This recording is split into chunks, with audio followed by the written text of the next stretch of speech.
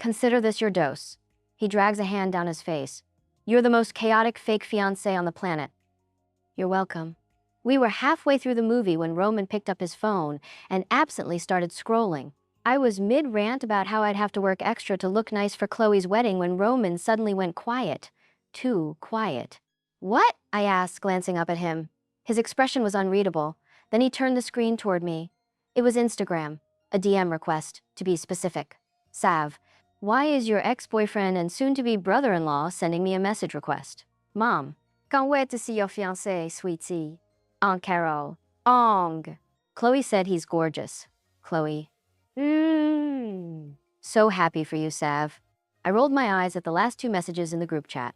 It wasn't as if Chloe knew what Roman looked like, except now that she was actively stalking him on social media, just like her husband-to-be.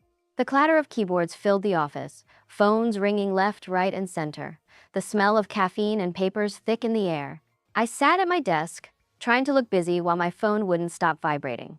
If this continued, I was certain my boss, Terry Goldberg, wouldn't hesitate to let me go. Another message popped in, and my colleagues gave me the stink eye as I finally decided to turn it off. New Hope was on fire. Word had spread like pollen in spring.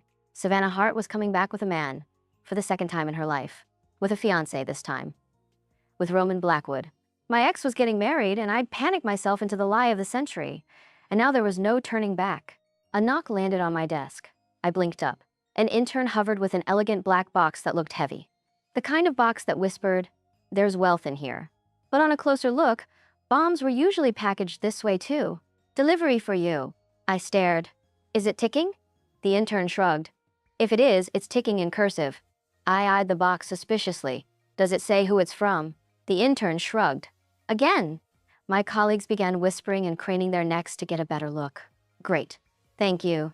The box wasn't as heavy as I expected. I looked for an empty cubicle to lock myself in.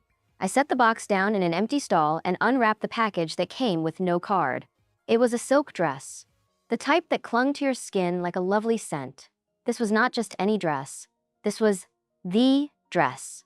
A stunning emerald green, low-necked, bare-backed show-stopping dress with a decent thigh slit that announced the wearer's arrival without saying a word. Wow.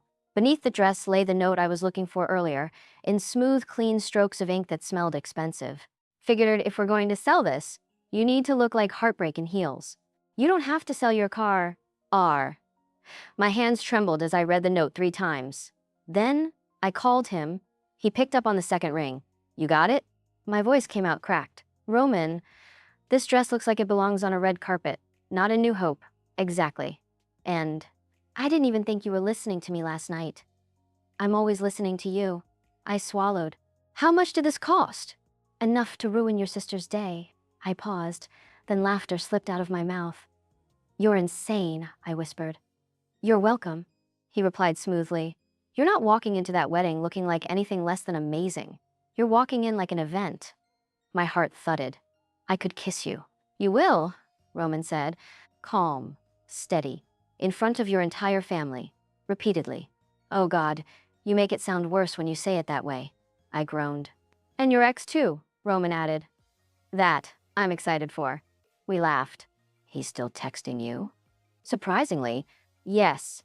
I get the vibe he suspects we're lying or one of us is using the other. "What?" "The dude does know you, though, on a much deeper level." He winced. "What do you mean?"